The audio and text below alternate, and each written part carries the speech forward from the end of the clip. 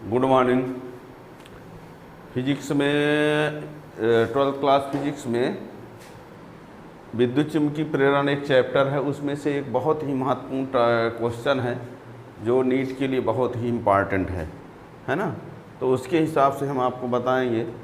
थोड़ा सा वो क्वेश्चन है, एक एग्जाम्पल में क्वेश्चन दिया गया है एनसीईआरटी बुक में, उसका बहुत चांस है क्वेश्चन आने का।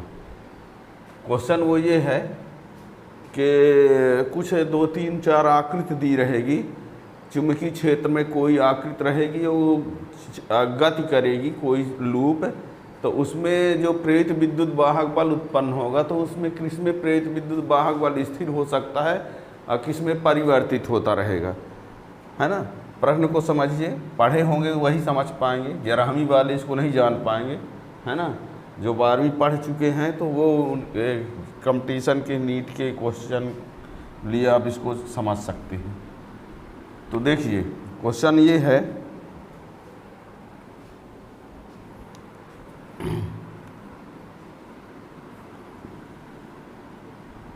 नीचे दी गई लूपों में किसमें प्रेरित विद्युत वाहक बल, नीचे दी गई लूपों में, दी गई या दिए गए लूपों में किसमें प्रेरित विद्युत वाहक बल स्थिर हो सकता है। मतलब विद्युत वाहक बल का मान जो है एक समान रहे।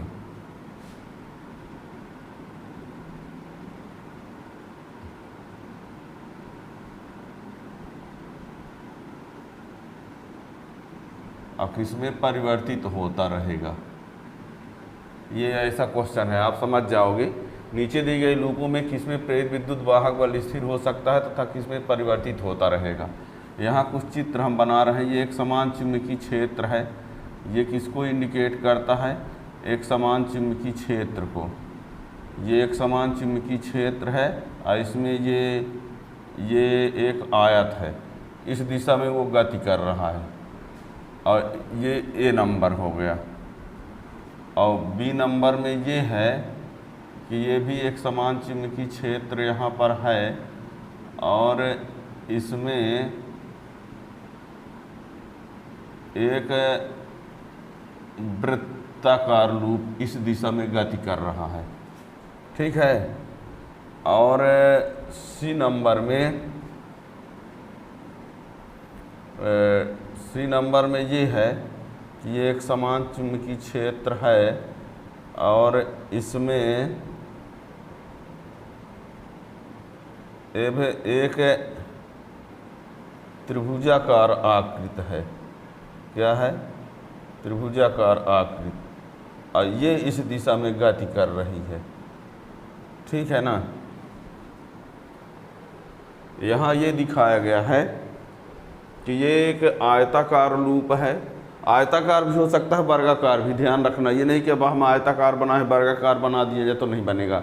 आयताकार और वर्गाकार का एक ही आंसर होगा, ये तो क्लियर है। जो आंसर आयताकार वाले का होगा वही वर्गाकार का भी।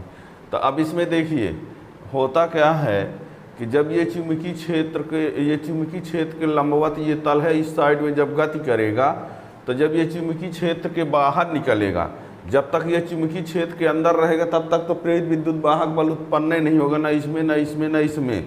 लेकिन जैसे ही ये चुंबकीय क्षेत्र के बाहर निकलना शुरू करेगा तो वैसे ही इसमें प्रेरित विद्युत वाहक बल उत्पन्न होगा। जब ये लूप चुंबकीय क्षेत्र के बाहर निकलेगा गति करते हुए तो इसमें भी प्रेरित विद्युत वाहक बल उत्पन्न होगा, इसमें भी प्रेरित विद्युत वाहक बल उत्पन्न होगा, इसमें भी प्रेरित विद्युत वाहक बल उत्पन्न होगा। लेकिन जब तक ये चुंबकीय क्षेत्र के अंदर पूरा पोर्शन रहेगा तो प्रेरित विद्युत वाहक बल उत्पन्न नहीं होगा, भले गति करता रहे। ये पॉइंट भी जानते होंगे आप लोग, जान लीजिए ना जानते हो तो। अब होता क्या है, जब ये चुंबकीय क्षेत्र के बाहर निकलेगा तब प्रति सेकंड जो क्षेत्रफल में परिवर्तन होगा वो समान रहेगा। जैसे मान लीजिए इसका, मान लीजिए 1 सेकंड में इतना भाग चुंबकीय क्षेत्र के बाहर निकला, इतना भाग, ये वाला भाग इतना 1 सेकंड में, तो अगले 1 सेकंड में भी उतने भाग बाहर निकलेगा, अगले 1 सेकंड में भी उतने भाग एक बाहर निकलेगा, ठीक है ना। और अगले 1 सेकंड में बात किया जाए तो फिर से उतने भाग बाहर निकलेगा। यानी इस वाले आकृति में जैसे जैसे ये चुंबकीय क्षेत्र के बाहर जाएगा तो 1 सेकंड में यदि इतना भाग बाहर निकला तो अगले 1 सेकंड में उतने भाग बाहर निकलेगा, अगले 1 सेकंड में उतने बाहर निकलेगा। तो इसमें क्षेत्रफल में जो परिवर्तन होगा वो समान होगा। लेकिन इस चित्र में देखा जाए तो यदि 1 सेकंड में इतना भाग बाहर निकला तो अगले सेकंड में वही इतना हो जाएगा, अगले सेकंड में वही इतना बन जाएगा। और अगले सेकंड की बात करेंगे तो ये इतना हो जाएगा। ठीक है ना, बात समझ रहे हैं कि नहीं। इसमें देखा जाए कि हर सेकंड जब क्षेत्रफल में परिवर्तन समान होगा, 1 सेकंड में इतना क्षेत्रफल बाहर निकला तो अगले में भी उतना निकलेगा। और इसमें क्या होगा, यदि 1 सेकंड में इतना तो अगले सेकंड में इतना, अगले सेकंड में, और ऐसे चेंज होता रहेगा। तो इसमें जो है क्षेत्रफल परिवर्तित होता रहेगा, इसलिए प्रेरित विद्युत वाहक बल भी परिवर्तित होगा। और इस वाले में जो क्षेत्रफल में परिवर्तन नहीं होगा, एक समान क्षेत्रफल से बाहर निकलेगा, तो इसमें भी क्या होगा, प्रेरित विद्युत वाहक बल स्थिर रहेगा। इसमें देखते हैं, इसमें भी 1 सेकंड में मान लीजिए इतना भाग बाहर निकला तो अगले 1 सेकंड में इतना भाग बाहर निकलेगा, और अगले 1 सेकंड में फिर इतना भाग बाहर निकलेगा। ठीक है ना। तो यानी इसमें भी क्षेत्रफल में परिवर्तन की दर क्या होगी, अलग अलग। तो कुल मिला के इसमें जो प्रेरित विद्युत वाहक बल होगा, प्रेरित विद्युत वाहक बल स्थिर रहेगा। और इसमें ईएमएफ यानी प्रेरित विद्युत वाहक बल, ये ना कहना कि इसमें ही ये रहेगा, ये प्रेरित इंड्यूस्ड ईएमएफ, प्रेरित विद्युत वाहक बल, प्रेरित ईएमएफ माने विद्युत वाहक बल होता है। तो इसमें प्रेरित ईएमएफ क्या होगा, परिवर्ती होगा, परिवर्तित होता रहेगा। इसमें भी ईएमएफ क्या होगा, परिवर्तित होता रहेगा, परिवर्ती या परिवर्तित होता रहेगा। ध्यान रखना, बात समझ में आ गई कि नहीं।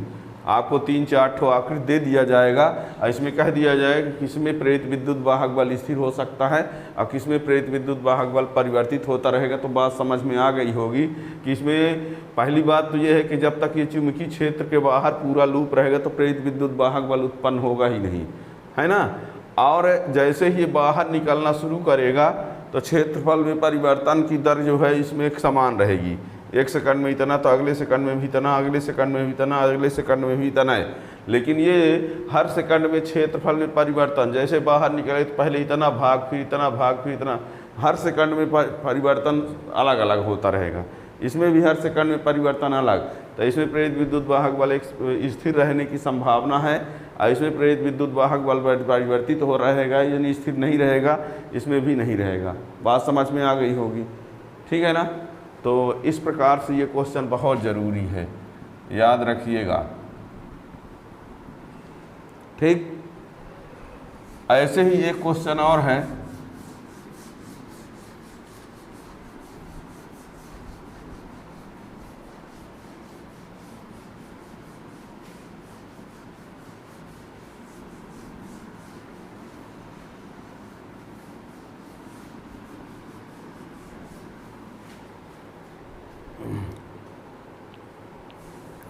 एक क्वेश्चन ये है, इस प्रकार से एक आकृति बनी हुई है, यहाँ ए लिखा है, यहाँ बी लिखा हुआ है और एक चुंबक यहाँ पर, एक चुंबक के N ध्रुव को इधर से ले जा रहे हैं और इस साइड में जो है एक चुंबक के S ध्रुव को इधर ला रहे हैं, है ना। इसमें ये बताना है कि किसकी ध्रुवता धनात्मक होगी,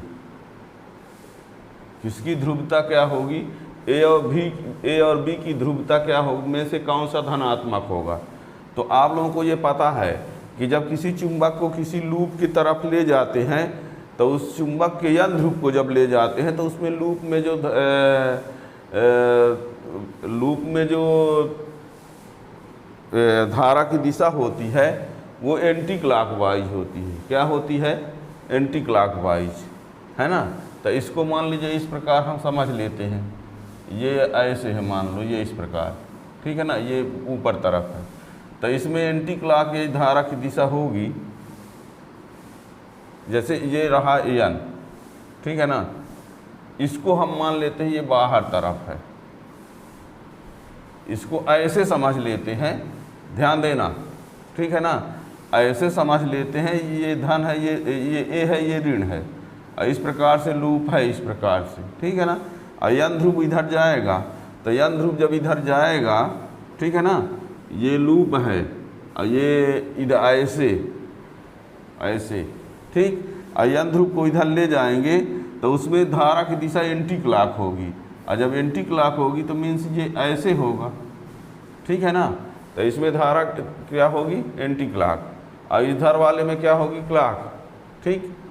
अब जब एंटी क्लॉक होगी तो इसका मीन्स हुआ कि ये धारा जो कहाँ से चल रही है, धन से ऋण की तरफ चलेगी, तो ये क्या होगा, धन, और ये क्या होगा, ऋण। तो इस आकृति में यदि ऐसा दिया रहेगा, ऐसा यदि दिया है, तो इसमें ए की ध्रुवता धनात्मक होगी, ए की ध्रुवता धनात्मक और बी की ध्रुवता ऋणात्मक, ठीक है ना। यदि इस प्रकार की आकृति दिया गया है, इसमें कह दिया जाए ए और बी में धन ऋण लिखा दिया हमने, लिखा ना रहेगा, पूछेगा उसमें, ठीक है ना।